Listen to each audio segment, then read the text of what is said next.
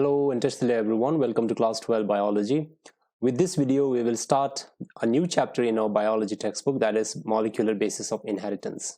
So we have already finished the principles of inheritance and variation, chapter number 5, and now we will start chapter number 6, molecular basis of inheritance, in which we will cover topics like DNA and the structure of DNA.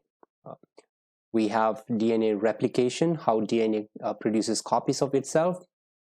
Then we will talk about gene expression, how transcription and translation occurs, how information moves from DNA to RNA and then RNA to protein. And then we will talk about gene regulation, how these gene expressions are regulated, how gene expressions are controlled. So then next will be human genome project, how human beings or scientists were able to sequence the entire human genome. And then finally we will discuss about the DNA fingerprinting. So in this video we will start with the DNA and the structure of DNA. So DNA, as you have studied in class 11 in the chapter of biomolecules, you all know that DNA is a short form of deoxyribonucleic acid. Both DNA as well as RNA are nucleic acids. So what are nucleic acids? Nucleic acids are large macromolecules. They are also called as biopolymers. They are called as biopolymers because they are made up of small monomers called nucleotides. So we will discuss about nucleotides in the later slides. Historically, if we look back, we know that DNA was first identified by Friedrich Miescher. So this is the person, Friedrich Miescher, in 1869. He identified an acidic substance in the nucleus of human white blood cell. He studied that and he called it as nuclein. Now later on it was called as deoxyribonucleic acid. So DNA acts as a genetic material in most of the organisms. So I have written most of the organisms over here because DNA is a genetic material for most of the organisms. However, in certain viruses, if we consider viruses as an organism, viruses are neither living or non-living, we all know that. So DNA is the genetic material in most of the organisms. However, we have RNA as genetic materials in many of the viruses, and those viruses are called as retroviruses.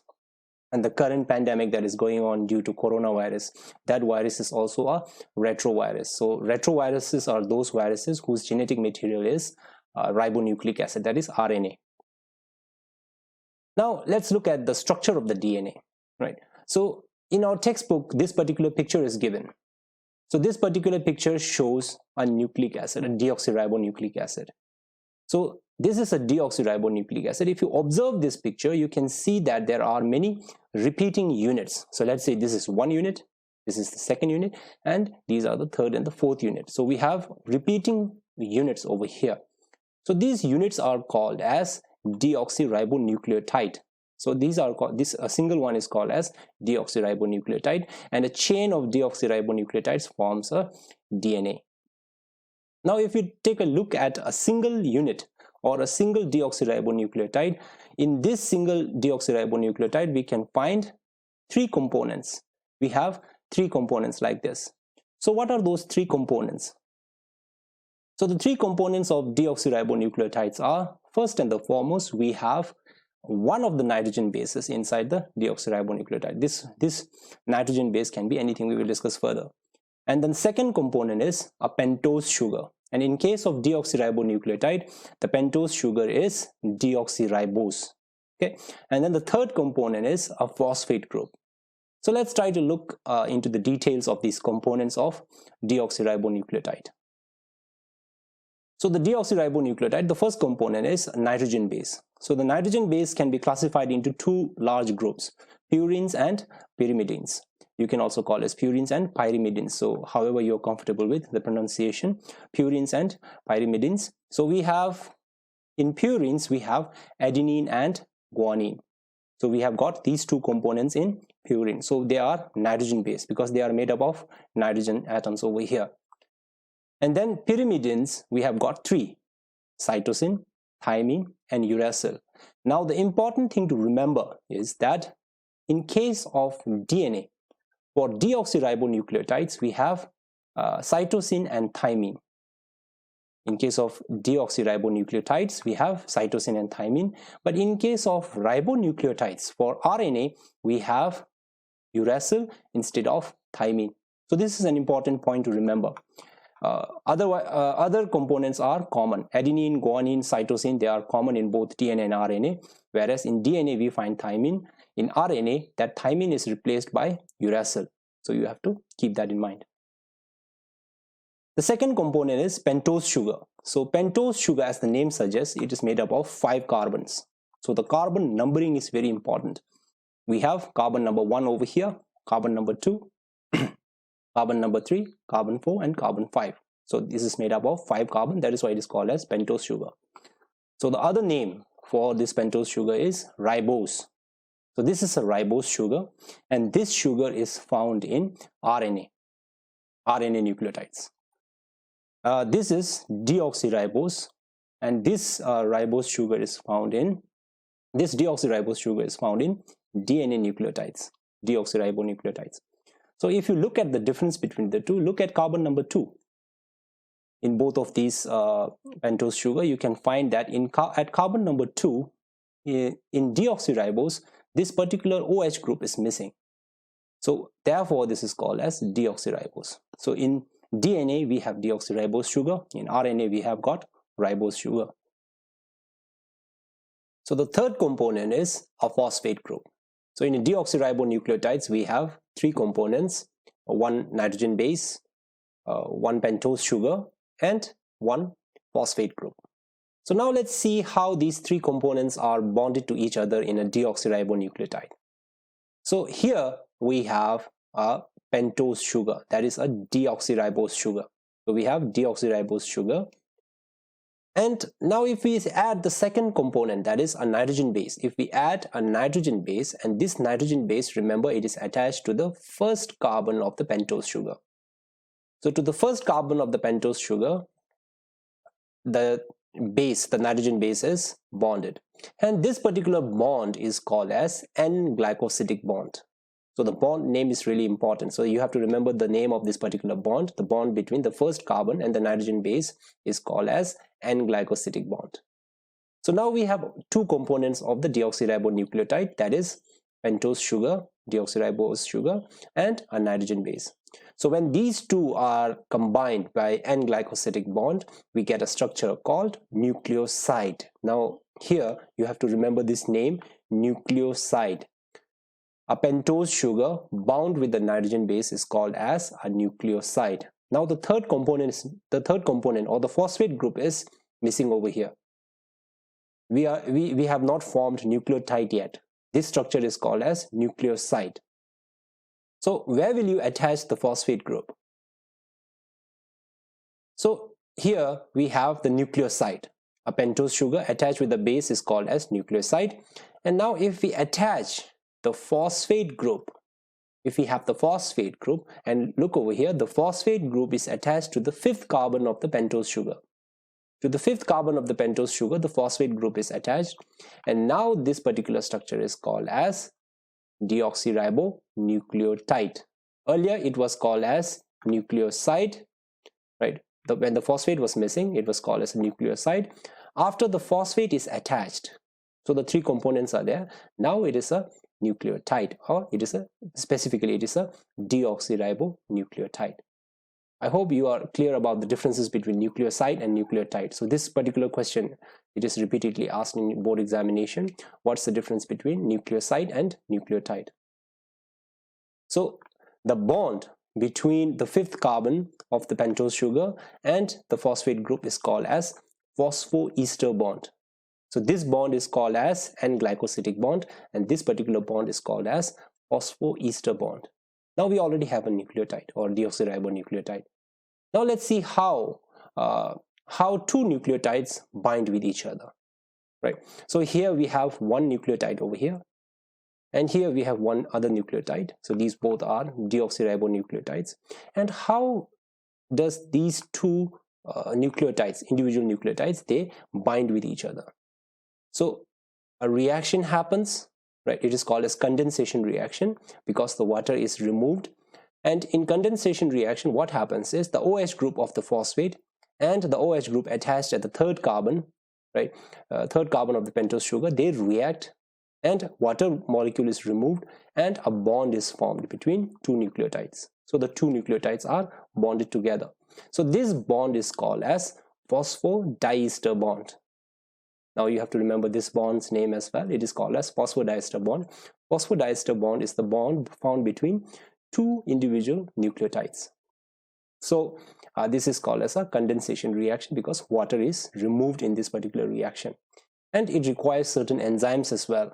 We will know that what kind of enzymes are required in order to form a bond between two nucleotides later on. Now, before I forget, I want to draw your attention to the polarity of the molecule over here, the molecule which we have formed, the two nucleotides joined with each other with phosphodiester bonds. I want you to observe the polarity of the two molecules. Over here at the 5' end, now I'm calling this particular end as the 5' end because this phosphate group is attached to the 5th carbon of the pentose sugar. So that is why this is called as the 5' end.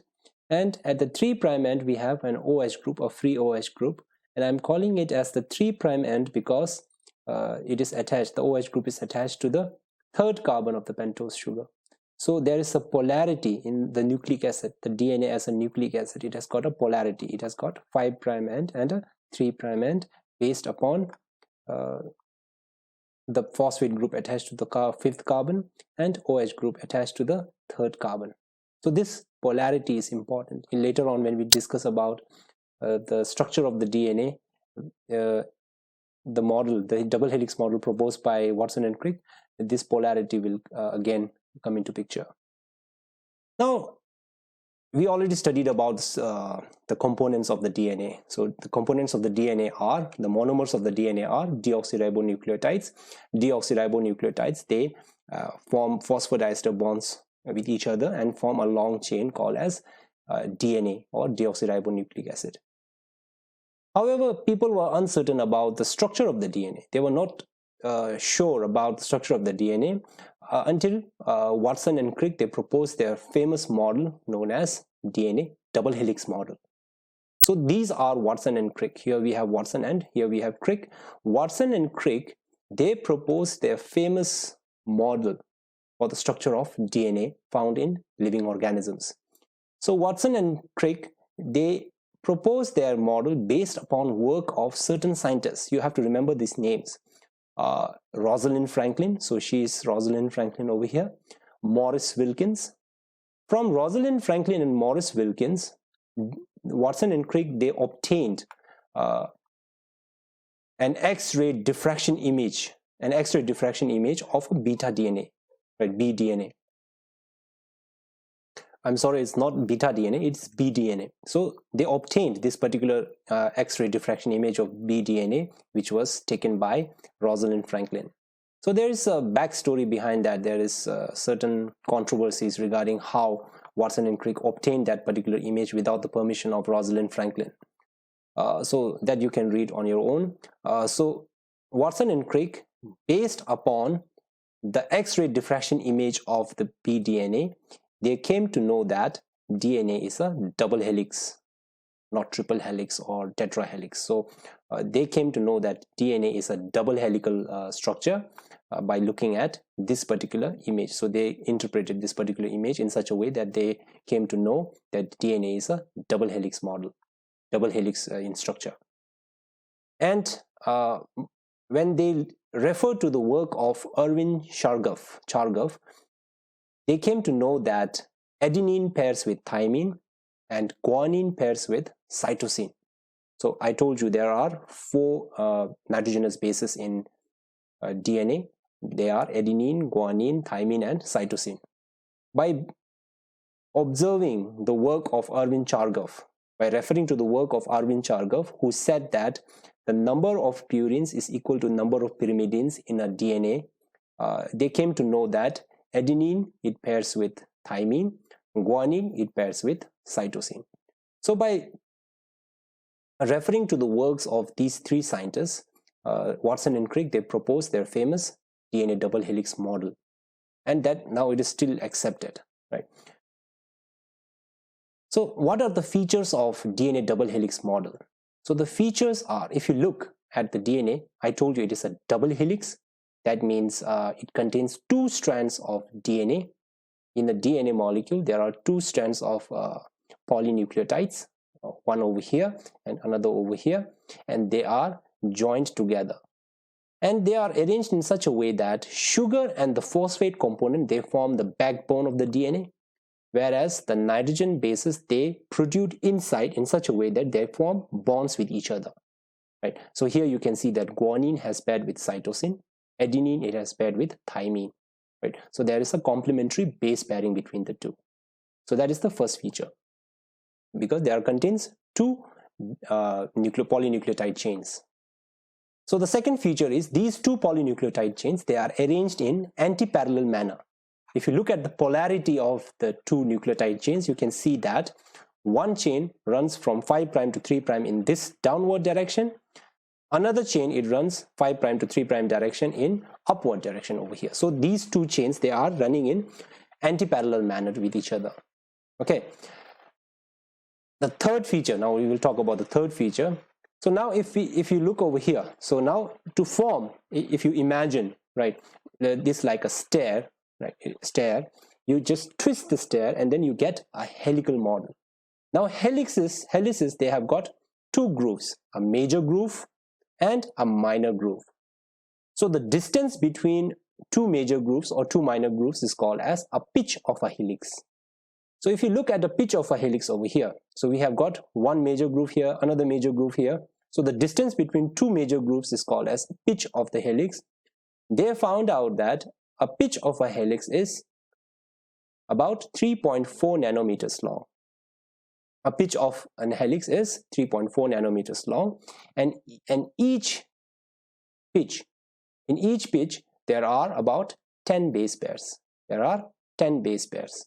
Now if there are 10 base pairs in a pitch, and if the length of the pitch is 3.4 nanometers, what's the distance between 2 nitrogen bases? Simply you have to divide, and if you divide 3.4 nanometers by 10, you have 0.34 nanometers. So the distance between 2 base pairs is 0.34 nanometers. So that is the another feature of DNA model, double helix model proposed by Watson and Crick.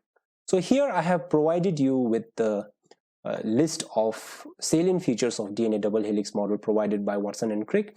You can pause the video and you can copy it down. Over here I have written that DNA is made up of 2 polynucleotide chains. They run in anti-parallel manner. There is a base pairing. Adenine pairs with thymine, guanine pairs with cytosine. A pitch of a helix is 3.4 nanometers long and consists of about 10 base pairs, and distance between each, therefore the distance between each base pair is about 0.34 nanometers. So you have to remember the salient features of DNA double helix model. So the another thing to add over here is adenine pairs with thymine, the complementarity. Adenine pairs with thymine with 2 hydrogen bonds, and guanine pairs with cytosine with 3 hydrogen bonds. So the number of hydrogen bonds matters over here. So if we have a DNA which contains more guanine cytosine components, that DNA will be more stable because there are more hydrogen bonds between 2 helices, 2 polynucleotide chains, as compared to a DNA which contains more adenine and thymine contents. So here I have shown you the differences between DNA and RNA. So you can write it down. RNA is a single chain molecule, whereas a DNA, it contains it's a double helix, right? It has got 2 polynucleotide chains, whereas here we have 1 polynucleotide chain in RNA. And in DNA we have got these nitrogen bases, cytosine, guanine, adenine and thymine, whereas in RNA this thymine is replaced by uracil. And we also know that in RNA we have got ribose sugar, and in DNA we have got deoxyribose sugar. And we also know that DNA, it acts as a genetic material for most of the organisms, whereas RNA acts as a genetic material in certain viruses called retroviruses. So that's the difference between DNA and RNA in just short form. So now let's look at the packaging of DNA. So we already know the DNA components, we already know the structure of the DNA. Now we will try to know how these DNA molecules are packaged within the cell. So we know that DNA is found within the nucleus of the cell. So if we compare the length of the DNA and the size of the nucleus, we find a disparity between them. If we calculate the length of the DNA based upon the number of base pairs, we find that in a typical mammalian cell, we have about 2.2 meters long DNA in each cell. In each mammalian cell, we have about 2.2 meter long DNA. However, we know that the size of the nucleus is only about 10 to the power minus 6 meters, that is 1 nanometer or 1 micrometer in micrometers. So the nucleus is so small and the DNA is so long. How does the DNA, such a lengthy DNA, they fit inside the nucleus? So that was a confusing part for the scientists to find out. So later on they found out that DNA, they coil themselves around certain proteins, important proteins, packaging proteins called as histones. So these purple balls over here I have shown you, these are histone proteins, and histone proteins are positively charged proteins. This positive charge is important because since DNA are negatively charged, histones are positively charged, so they stick with each other, right? And this helps in the packaging of the long DNA in such a way over here. So we have a histone over here, we have 8 histone molecules over here, so that is why it is called as a histone octamer. So each histone octamer is bound with about 200 base pairs of DNA. So each histone octamer is bound with 200 base pairs of DNA, right? And there are many histone octamers, and these form a unit called as nucleosome. So this one structure over here, histone octamer along with 200 base pairs of DNA, is called as a nucleosome. So we have got repeating nucleosomes over here. So these repeating nucleosomes, they form chromatin. So we will see in this particular picture, we have a DNA. So this is DNA. So DNA, it coils around, the DNA molecule, they coil around a histone octamer to form nucleosomes. So we have many nucleosomes over here. These nucleosomes, they form a bead-like structure on the thread. They form a bead-like structure, and that bead-like structure is called as chromatin fiber. And the chromatin fiber, it supercoils in such a way that it forms a very dense and thick rod-like structure called as chromosome. So now you should know the flow of the structural hierarchy. So first we have DNA, the simplest molecule over here. DNA, it's not the simplest, it is simplest in terms of this structural organization. DNA, it coils around histone octamer to form nucleosomes. Nucleosomes, they form a chain like bead-like structures, and this bead-like structure of thread-like structure is called as chromatin fiber, and the chromatin fiber, it supercoils to form chromosome.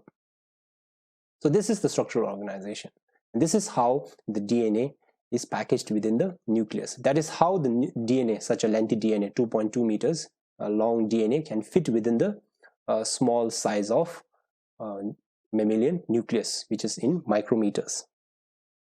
So with this, we have finished with the structure of the DNA. We have finished with this, the details of the DNA and how the structure of DNA was deduced, and then we also talked about how DNA is packaged within the cell.